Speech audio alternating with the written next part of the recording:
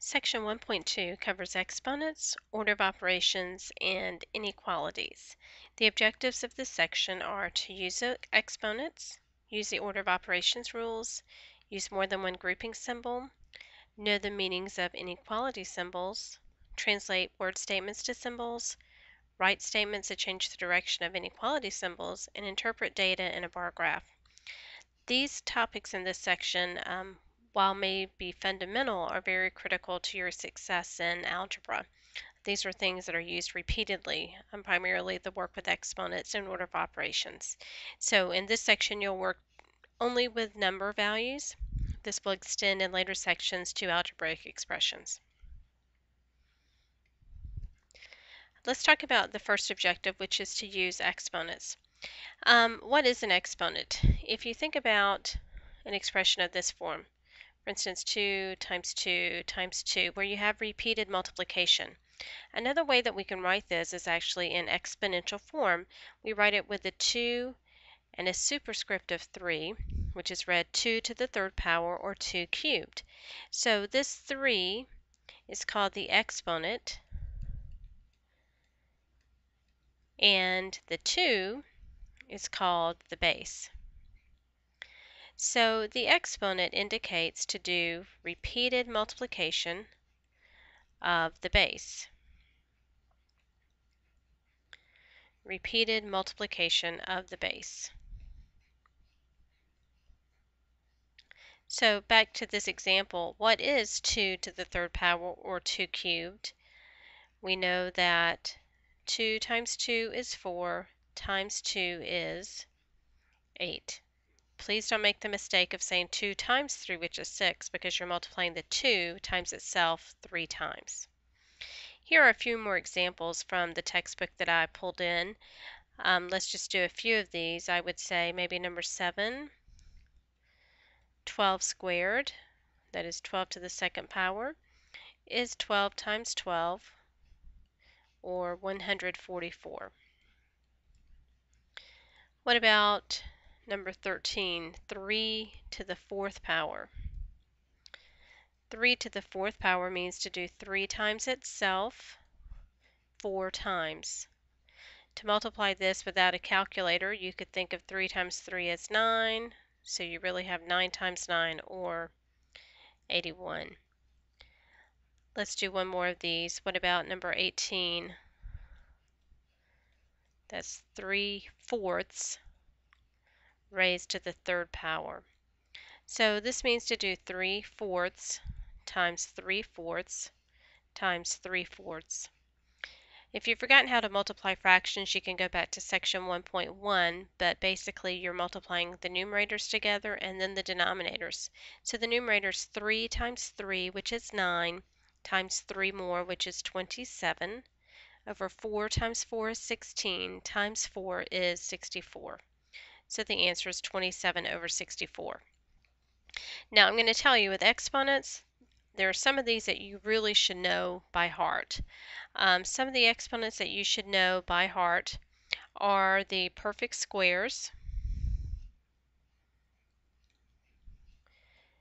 and you should know from like 1 squared through 15 squared. So what I want you to do is make a list, and this is in some of my study notes that I have online, but 1 squared is 1, 2 squared is 2 times 2 or 4, 3 squared is 3 times 3 or 9, 4 squared is 4 times 4 or 16, and so on. So do this for all the numbers up through 15 times 15, which is 225. You should also know some of the perfect cubes. And let me just insert a page here to talk about that. Perfect cubes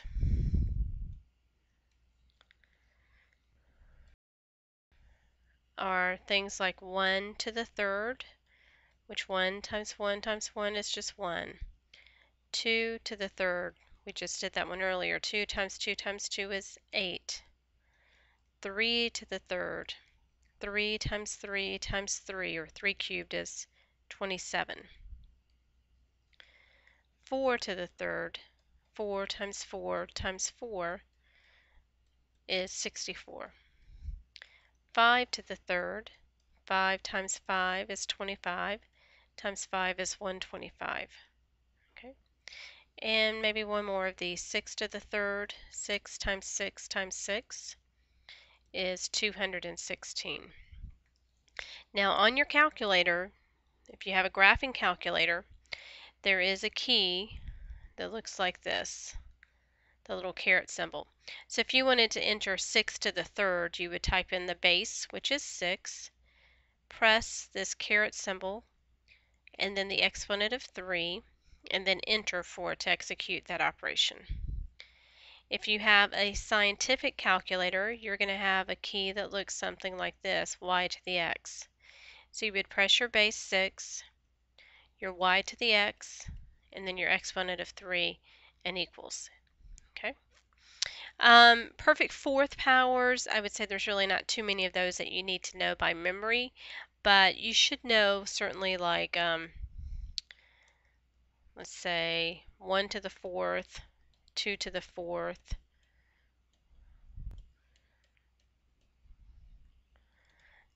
1 to the fourth, 1 to any power is 1.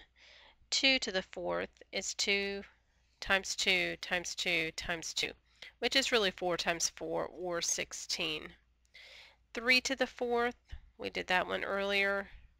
3 to the fourth, 3 times 3 times 3 times 3 is 81. I would say don't worry about any more of those, at least by memory. And as far as the fifth powers go, this is as high as I'm going to make you know. The fifth powers, you should know 1 to the fifth, again, which is 1, and 2 to the fifth, which is 16 times 2, which would be 32. So as long as you know those perfect squares, some of these perfect cubes, and these other perfect fourths and perfect fifths, you'll be fine with this. So again, just remember that an exponent means to repeat the base by multiplication, whatever number of times the exponent indicates. Next objective in this section was to use the order of operations, and why we need an order of operations. For instance, if I had the expression 4 plus 2 times 3, if I was here in the United States and there was someone in Russia working in math, we should get the same result. Well, one way to kind of do this is just to work from left to right. Like, for instance, if I did 4 plus 2, if I did 4 plus 2 is 6, and then times 3 is 18. Another way to do it is to start with the multiplication. 2 times 3 is 6, and 4 plus 6 is 10. So there are two different methods that give us an answer. So in mathematics, we had to set a universal process so that everyone would get the same result. And that process is called the order of operations. It tells us which order to simplify numerical expressions. And in this example I just talked about, the process gives more precedence to the multiplication. In other words, multiplication is a higher order before addition. So 10 is the correct answer. So what are these order of operation rules? The order of operation rules are this, that if grouping symbols are present, and when we talk about some problems in just a moment, that means like parentheses or a fraction bar, you want to simplify within them first. So you start with the innermost grouping, and fraction bars, you kind of consider the numerator and denominator as a separate grouping symbol. Then you perform these operations. You apply the exponents, and you do multiplication or division in the order in which they are working from left to right. That's really important. Do any additions or subtractions in the order in which they occur working from left to right. If there are no grouping symbols, and you just start the exponents. Some of you may have learned a mnemonic along the way. If you've heard, excuse my dear Aunt Sally, or PIS, this is a way to help you remember that. P stands for parentheses or grouping. E is X. M and D are multiplication and division from left to right, and A and addition and subtraction subtraction left to right. So if you can remember these rules, then you're going to be able to simplify any numerical expression. So let's look at some problems. Here you see a lot of different operations, and they start with the number 23. Just as an introductory example, it's 64 divided by 4 times 2. Well, notice that there are no parentheses in here, there are no exponents. So we go to multiplication and division in the order that it occurs from left to right. This is very important. Okay, you can't change the order of these things, so I would have to do just from left to right the 64 divided by 4 first. So if we do 64 divided by 4, we get 16, and then we do 16 times 2, which is 32. Okay. Now let's do number 25. This is one you're going to see in your My Math Lab assignment, and it has all these fractions in it. 1/4 times 2/3 plus 2/5 times 11/3. So notice the operations we have in here: multiplication, addition, and then multiplication.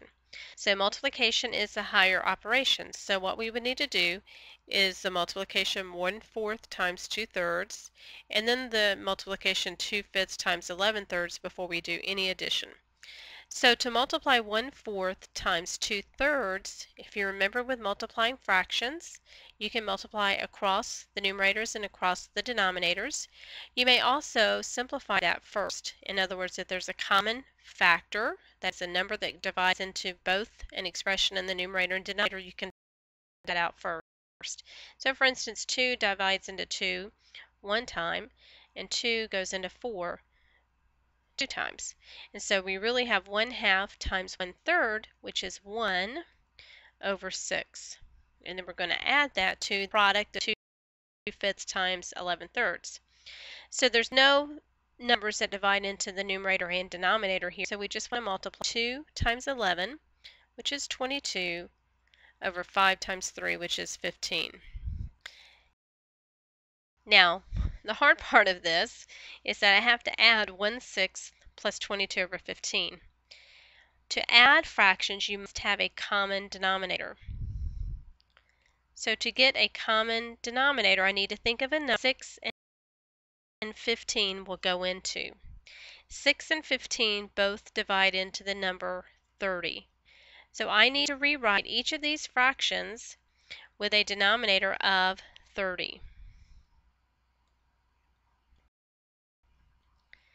So remember how to do that. I have to say 6 goes into 30 5 times. So 5 times 1 is 5.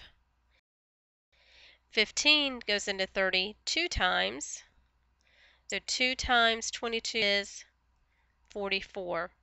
Now they have a common denominator. Add their numerators to get 5/30 plus 44/30 is 49 over 30. Okay?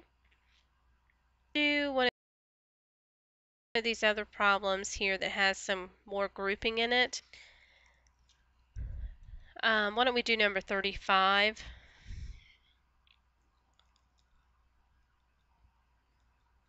Okay. And I'm going to need to refer back to this other page for just a minute to write it down. So let's see, 35 is 6 times 3 squared minus 1 plus 8.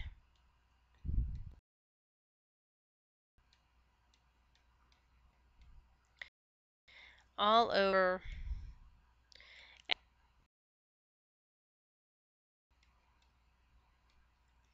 Okay, so where do I need to start? This one has grouping symbols. It also has exponents, so I need to start within the grouping symbol and apply the order of operations to that. I also really try to think of the numerator and denominator kind of as a separate grouping. So I'm going to treat these two as separate expressions. So in my numerator, I'm going to work inside the parentheses first, squaring the 3. So 3 squared, 3 times 3 is 9, minus 1 plus 8. In the denominator, I can go ahead and take care of my exponent. This is really 8 minus the square of 2, which is 4. Continuing work inside my parentheses in the numerator, 9 minus 1 is 8. So I have 6 times 8 plus 8 over 8 minus 4. We can go ahead and simplify that difference to be 4. So in the numerator, I'm going to multiply before I do any addition. 6 times 8 is 48 plus 8, and that's over 4. Almost there. 48 plus 8 is 56. And so we have 56 over 4. If that reduces, you would want to go ahead and reduce that. I think this one does. 4 goes into 5 one time with 1 left over, which means 4 into 16 is 4. I believe 56 divided by 4 is 16. Okay, so that's how we use the order of operations to simplify a numerical expression. The next objective is to know the meanings of these symbols. And we have these here. The equals to symbol is equal to, the left side equals the right side. Is less than or equal to, is not to, is greater than or equal to. So these are symbols you're going to use quite a bit.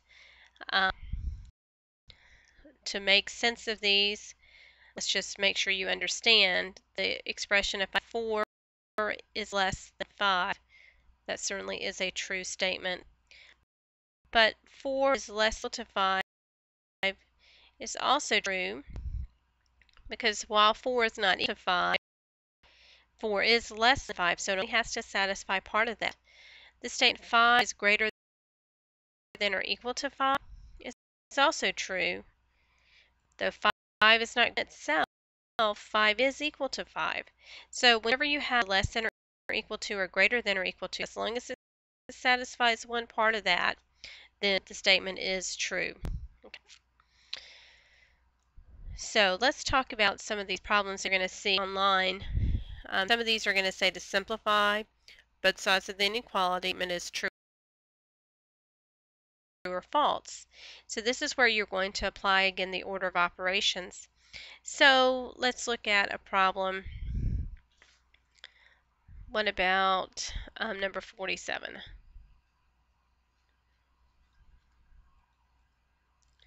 So if we have 45, oops, sorry about that. 45 greater than or equal to 2 bracket 2 plus 3 parentheses 2 plus 5.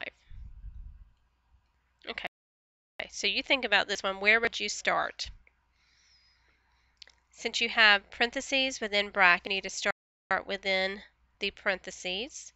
So we'd have 45 is greater than or equal to 2 bracket plus 3 parentheses 2 plus 5 is 7.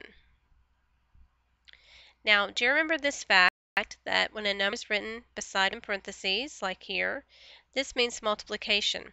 So the next thing we have to do is still work inside this bracket symbol. We have to multiply before we can add. That's a common mistake. You want to add 2 plus 3 to get 5. That's incorrect. You have to do multiplication first. So you get 40 is greater than or equal to 2 times 2 plus 21. Now we can add within the brackets. 2 plus 21 is 23. So this says 45 is greater than or equal to 2 times 23, which is 46. So now you're just asking yourself if this statement is true. Is 45 greater than or equal to 46? No, it's less than that. So this would be a false statement. Okay.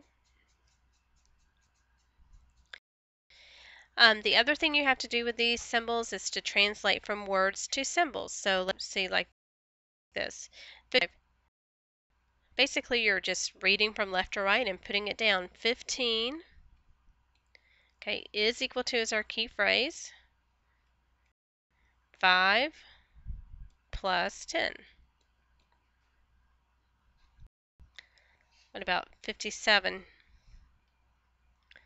57 says 9 is greater than, so that is greater than 5 minus 4. And then 61.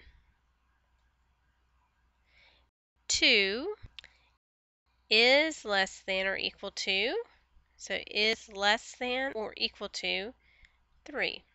Okay, and that's how we do that. Now, the next type of process is to write this statement in words and decide whether it's true or false. Practice at that, like number 63. This is read, 7 is less than 19. We know 7 is less than 19, so that is a true statement. Okay. What about 67? 8 is greater than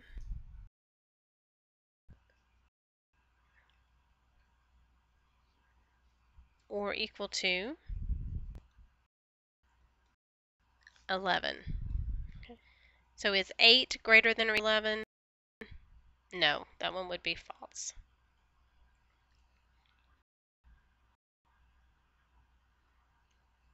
Okay, almost done. Next objective is to write the statements that change the direction of inequality symbol. All you're doing is when you write the statement in reverse, the inequality relationship is going to be reversed. If I have, not like in number 71, 5 is less than 30, well, if I rewrite it by reversing the symbol, so it says to write each statement with the inequality symbol reversed, keeping the same meaning. Well, if I reverse the symbol to being greater than, then I have to reverse the location of the numbers, right? If 5 is less than 30, that means 30 is greater than 5. Okay, that was number 71. Number 73, if 12 is greater than or equal to 3, well, if I want to change that to a less than or equal to, then I know I have to reverse the sign. So 3 is less than or equal to 12 has the same meaning. The last objective is to be able to interpret data in a bar graph. So here's a problem. The bar graph shows world coal production for the years 1993 through 1999. Use that to answer exercises 79 and 80. Okay, so in 79, it says in 2 of the years represented, coal production was less than production in the previous year. What were these years? So notice that horizontally we're talking about the year. Vertically we're talking about millions of short tons of coal production. So is our 1994, notice that this amount is more than the previous year. 1995, 161 is more than the previous year. 5165 is more than the previous year. 5185 is more. But notice in 1998, 5006 than 5184. And also in 1999, 4737 is less than 1006.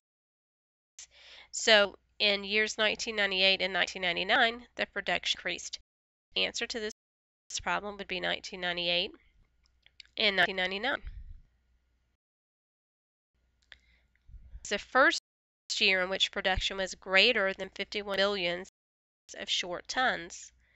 So we're looking for when input or the production greater than 5100. Well, this one labels very nicely for us, so we really don't have to guess. Read the production levels: 4952, 5026. Okay, 5161 is the first number that's larger than 5100. When did that occur? The year 95.